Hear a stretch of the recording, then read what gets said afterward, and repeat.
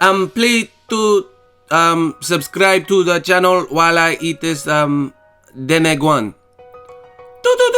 What up, Fight World? It's your boy Ego, and I'm back with some more boxing.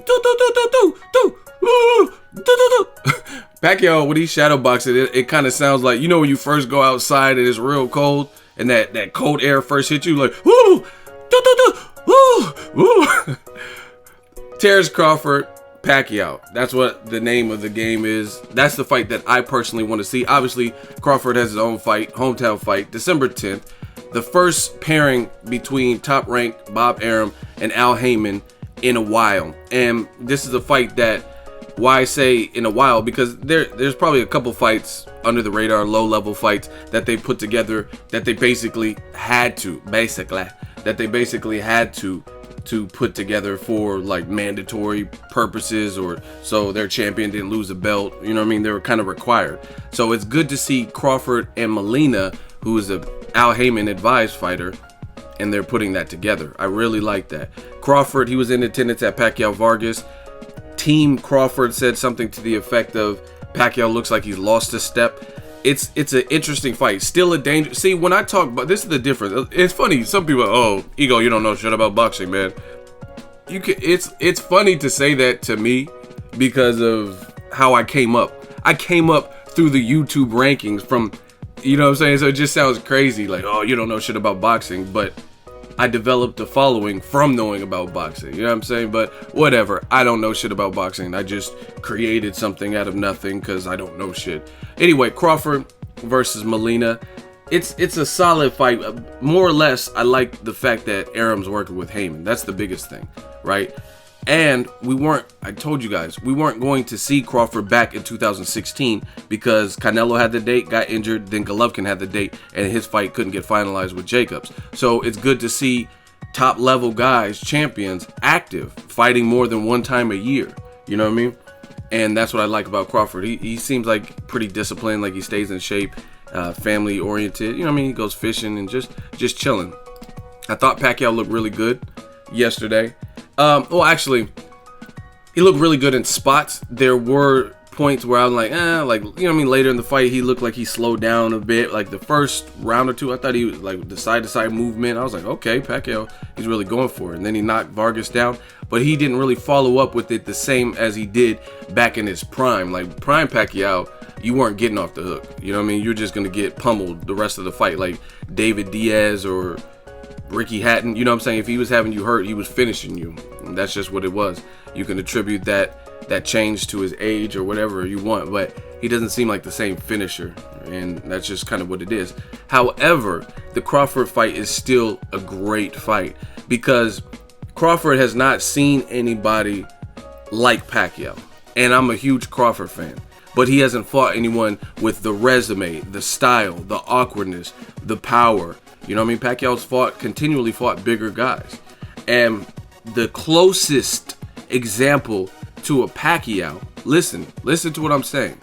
The closest example that Crawford has seen to a Pacquiao has to be Gamboa, at least as a pro, right? An athletic guy who's kind of short, built, speed, power, Olympic gold medalist, things like that, right? Confident. So that would be the closest. And Crawford told me when I was in Vegas for Crawford Postal that the Gamboa fight to this day, even after Postal, right, was his toughest fight. So that tells you something. That style can possibly give Crawford the advantage.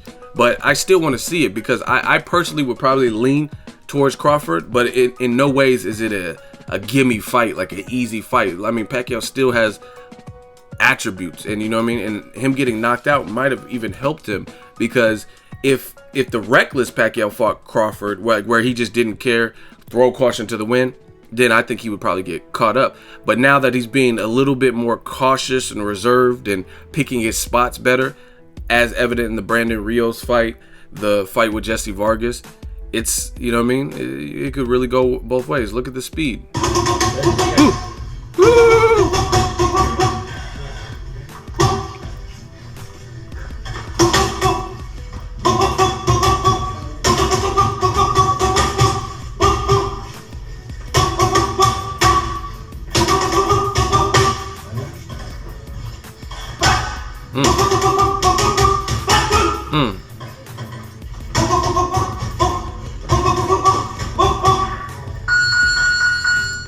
Other thing I think with top level guys, I think they generally get up for the people who are perceived as the biggest threats. That's what I've seen. You know what I mean? Like Danny Garcia versus, let's say, Peterson or Mauricio Herrera. Not that they're not good fighters, but Garcia may have underestimated them. You know what I mean? You just beat Lucas Matisse. You're really probably not thinking Mauricio Herrera, who had recently lost to Kareem Mayfield, right? You're not really thinking he's going to give you no type of work. If you beat the guy that was the boogeyman at 140 in Lucas Matisse and swole his eyes shut and knocked him down, you know what I mean?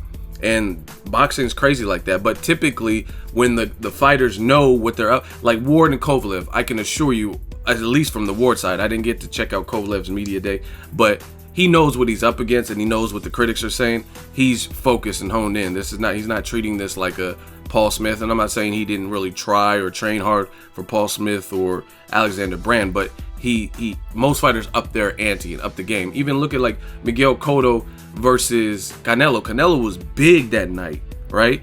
And I thought Canelo handedly beat Cotto, but that Cotto looked better than the Cotto that fought Austin Trout, you know what I mean? So maybe he didn't think much of Austin Trout, like, oh, who is this dude? I'm Cotto.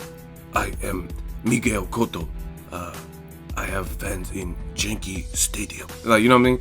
So he probably wasn't really paying too much attention to Austin Trout, and Austin Trout upset him. So I think Crawford versus Pacquiao, it would truly bring the best out of both fighters. You know what I mean? See how much Pacquiao has left, like if he really wants it, or Crawford, if it's his time to shine. And the real interesting thing is Pacquiao, his best attribute, one of them, is his straight left, you know what I mean? And the fact that he's left-handed in general, because he's awkward as fuck, plus he's left-handed, right? And the fact that Crawford almost boxes better from the southpaw stance, you would have two Southies in there. And that's really interesting to me. I want to see, I know what bothers Pacquiao, you know what I mean? If you're a pure boxer, then you'll probably give Pacquiao more problems than someone who's more stationary, Margarito or Ricky Hatton, who's coming to bang. If you're just in Pacquiao's wheelhouse, he'll probably chop you up, and that's just really what it is. So I like the Crawford versus Pacquiao fight next. It'll be like the young lion versus the former young lion, who's a bit older, probably wiser. You know what I mean? Guys like Pacquiao and Mayweather, they've been in the game so long, they've had to adapt their style and change certain things. Like this Pacquiao, he was more susceptible to being knocked out because he was super aggressive, which was beneficial to him. But you know what I mean, there's a chance if you're a good counterpuncher, good with timing, you could catch him. Even in the Floyd Mayweather fight, I think Mayweather versus Pacquiao, Pacquiao didn't open himself up. He left less holes for Mayweather to capitalize in the fight of the year. That's why some people felt the fight was boring, because Pacquiao, honestly, this is just my opinion. If Pacquiao was like the Pacquiao that fought Marquez in the fourth fight, I think Floyd probably could have knocked him down, maybe even stopped him, right? And that's just because there would have been more holes and more openings. Floyd does good if you bring the fight to him, right?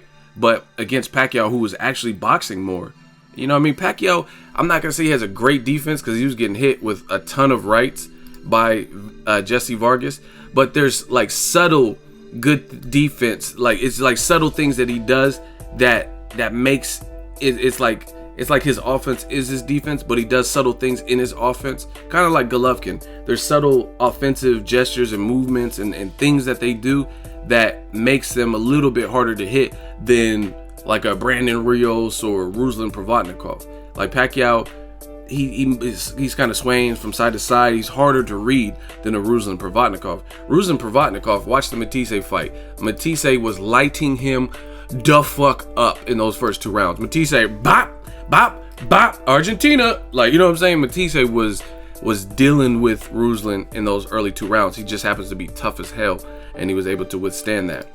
But Pacquiao is a little bit more slippery than that and harder to gauge in time. Well, not a little bit. He's a lot more than Ruslan. Harder to gauge because he does little subtle things because he's athletic, right? But I like the Crawford fight. I really do. Bob Arum seems to like it. I mean, he can't lose.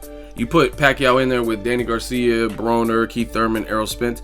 Then if Pacquiao loses, then the winner's on the opposite side. So I don't know how, even though Bob Arum is making it sound like he wants to make those fights, I don't know. I think from what history has showed us, Arum is more likely to keep it in-house because he, no matter who wins, he wins because the star is on his side. You know what I mean?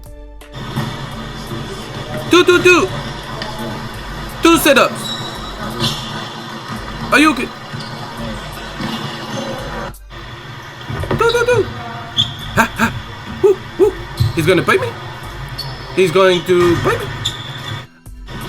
So you guys let me know what you want to see. I like it. I think Pacquiao, he's tricky because a lot of people see him like, this ain't the same Pacquiao, and then you get up in there with him and it's something totally different. You know what I mean? Jesse Vargas was, in my opinion, kind of humbled. He was like, oh, his speed after the fight, post-fight, he's like, oh, his speed, I didn't know. That's what everyone says about Pacquiao. You know what I mean?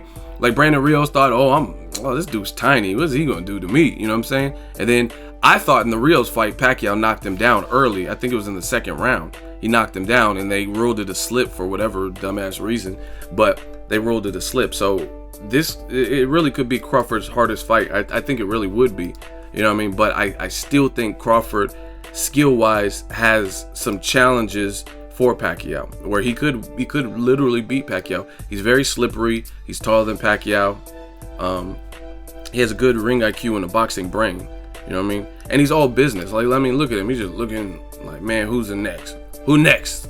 You know what I mean? So I love the fight, and I think it's a fair fight. People talking about Abel Sanchez saying Golovkin versus Pacquiao. I mean, like, let's be realistic. Golovkin versus Pacquiao weighed 144.8. You know what I'm saying? I am not trying to see Pacquiao versus Golovkin. Like, some people say, oh, Ego, you hate Pacquiao. But if I hate him, then I would be like, yeah, let's see it. I'm a fair boxing critic. I don't hate any of these fighters.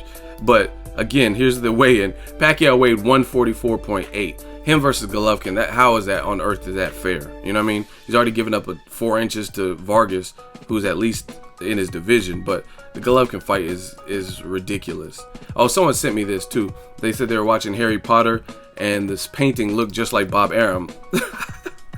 That really does. Mayweather, he's a boring fighter. Crawford. Let me know what you guys think. Crawford versus Pacquiao. I think it's a good fight. Drop your predictions. Would Pacquiao be too much for Crawford, or is it Bud's time? You let me know what you guys think. Drop that in the comment section. Make sure you share the video, like the video. As always, hate, comment, and subscribe. Till next video is Ego signing off.